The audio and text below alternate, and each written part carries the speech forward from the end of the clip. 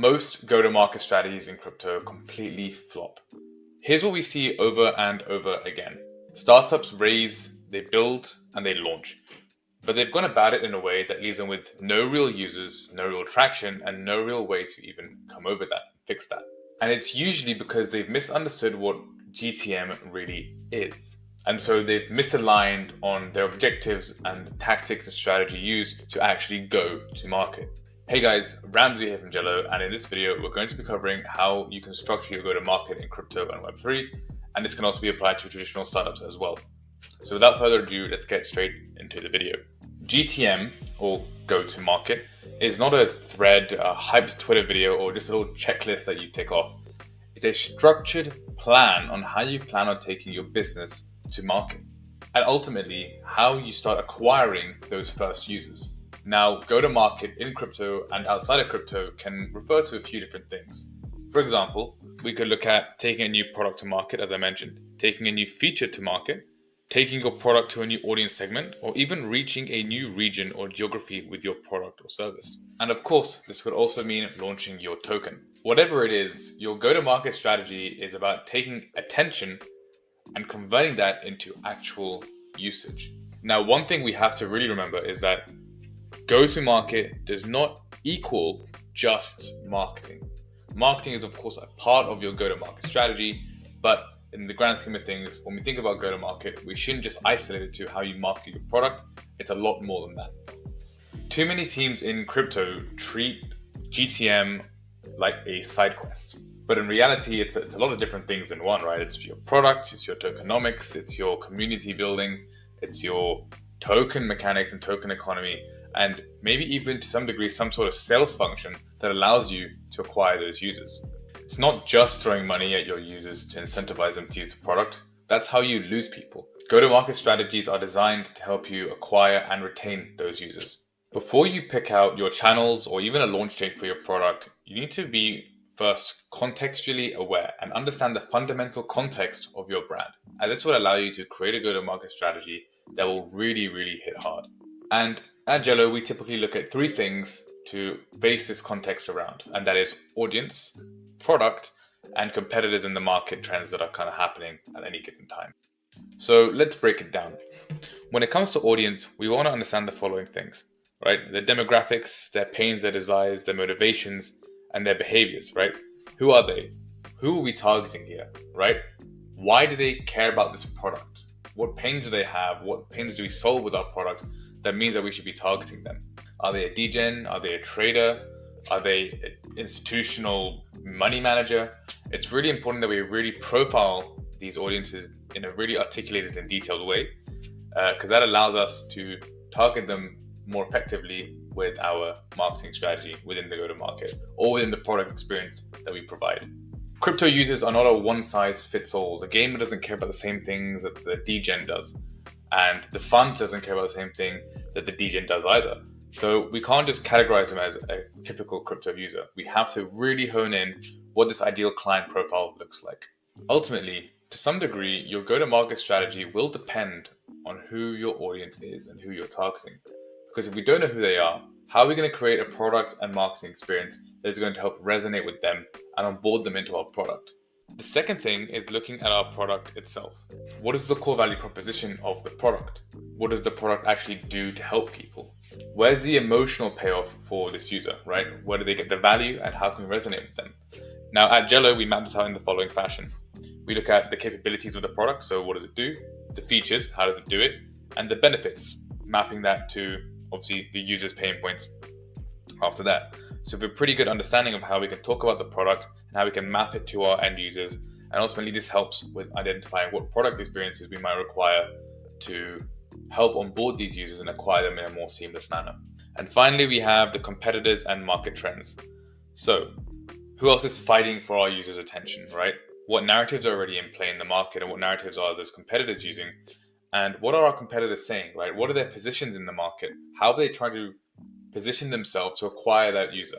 One tip I would recommend is creating a positioning matrix on how your product competitors seem to be positioning themselves and differentiate themselves from others. What standards are they using to differentiate themselves and benchmark? What language are they using? and what audience segments they seem to be targeting with their product. And that allows us to figure out where we can position ourselves in accordance. When it comes to the market, we also need to understand what catalysts are at play, right? Is there new regulation coming out that favors us? Is there a market trend that's hot that favors us? And these are really important to understand, because if we understand what's happening in the market and what trends are at play and what catalysts are coming up, we can then curate messaging that may align with them if it's good for us to bolster our distribution and push our product that much further.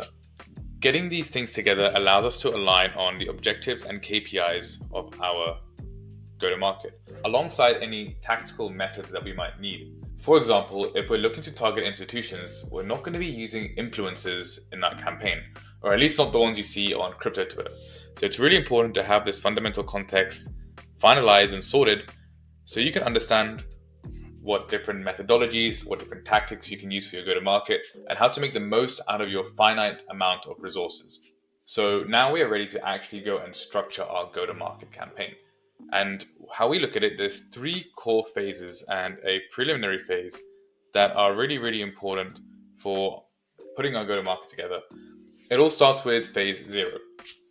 This is what we call discovery and validation. Our goal here is to start small and focus on learning about whether this product is going to fit this market and it's worth even building an MVP to then launch. Now, what we're looking to understand is if there's any validation for this type of product or if there's any demand for this. So are there any others building in this space? Are there any people that we think are the target audience who have this problem? And if there are, let's try to find them and ask them some questions. Can we test something, a very, very minimal MVP with a small cohort? Can we run a private beta potentially if the product allows for it? And can we collect any early signals, right? Do people want this? Do they want to pay for it? These are really important here. You're not trying to go viral. This is very, very much like the earliest stage possible. You're just trying to validate the idea. Now, once you've validated your idea and you've gotten a good signal that there is demand for this, you can then look to into the pre-launch stage of your product. And our main goal here is to build awareness and some level of hype or excitement around this product. Ideally, you just want to warm the market with what we're trying to bring out. We want to build awareness, test different distribution channels. We want to seed the narrative in the minds of the market and start building that early waitlist for the product, or maybe even run an open beta or a testnet campaign. The goal here isn't necessarily followers, it's just making sure that the product reaches the right people. So conviction is the name of the game. So again, we want to be focusing on building distribution, generating feedback loops for the MVP, waitlists and early access signups, and community seeding with the right people, i.e. your ideal customers or the ideal product users that you might have in mind. I would really avoid vanity bot farming at this point. This is something that gets pushed onto a lot of companies early days because maybe the exchanges want it or the VCs want it. But ultimately, if you're looking to really build a product that's going to drive revenue and scale and solve a real problem, all you need it to be is accessible to the right people. So do not fall into the optics trap. We then move on to the launch stage of the product.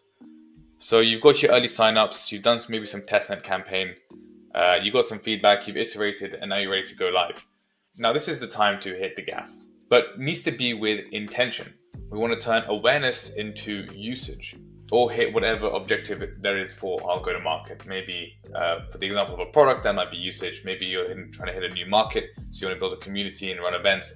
So the objectives may differ, but ultimately our goal is to now laser focus on that objective. In the example of a product launch, it's to acquire users and there's no two ways about it. So we want to reinforce our key messaging, focus on acquisition and onboarding, reinforce our distribution with paid and organic channels, and shepherd our key activations in the market. Finally, we can move on to the post-launch stage, which is one of the most important stages in any go-to-market campaign that a lot of people seem to be skipping. We have to remember that launch day isn't the final thing, it's actually the starting line. You're now at day 1 of having your product live in the market and actually pushing your startup for the next 10 years or however much time it takes for you to sell or IPO or whatever it might be.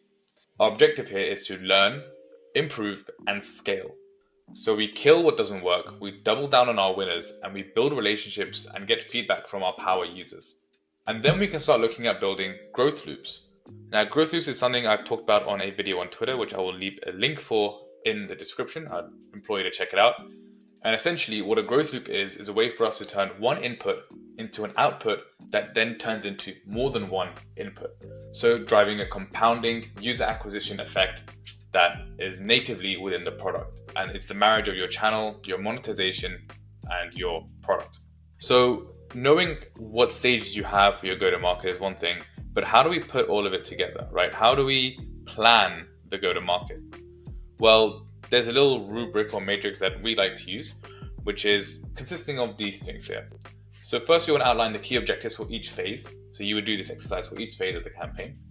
You would add in your timelines for that phase, and then you would add in your channel, the activity, and the resources required. Now, this is meant to be high level because you will go and fill in the details after you've put this together.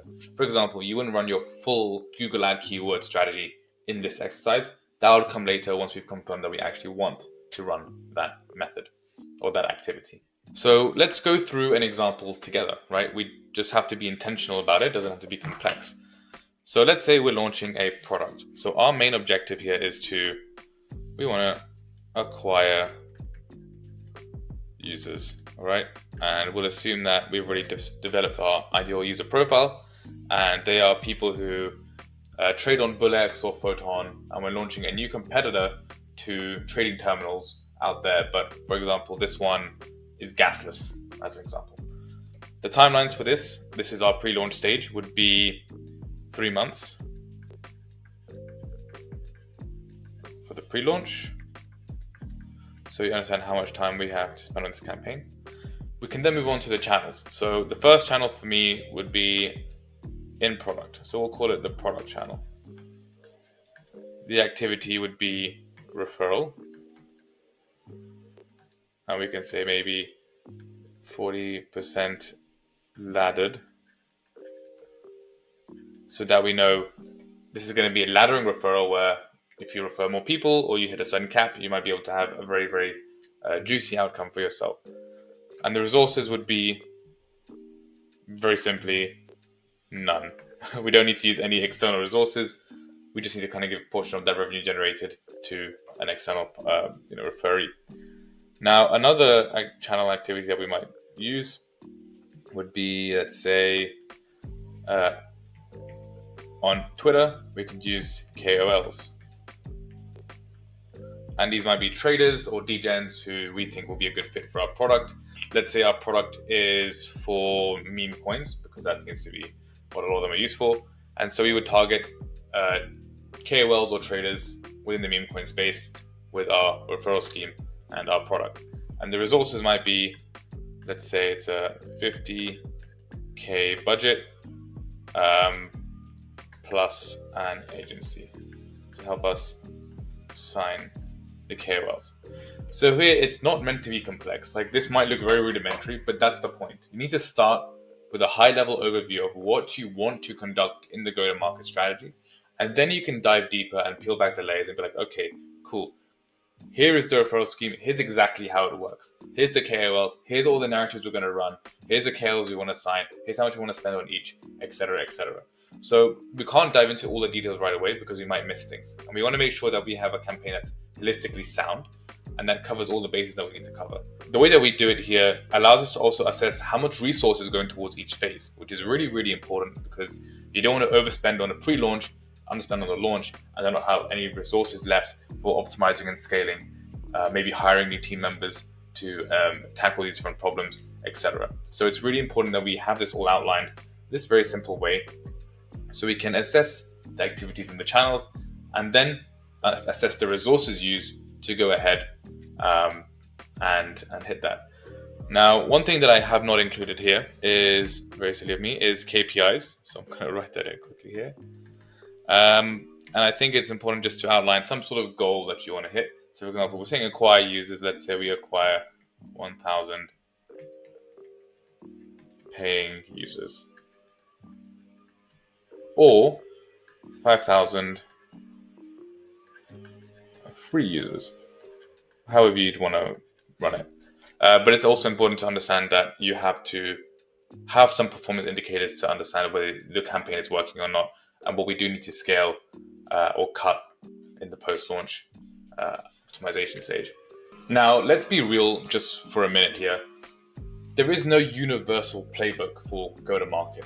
That's the reason I haven't leaned too far into tactical implementations or methodologies in this video in particular, because I really just want to help you understand the structure of a go-to-market and how you can think about it from a mental models perspective, so it makes it easier for you to create those high-level go-to-market strategies and then fill in the blanks later with the context that you have.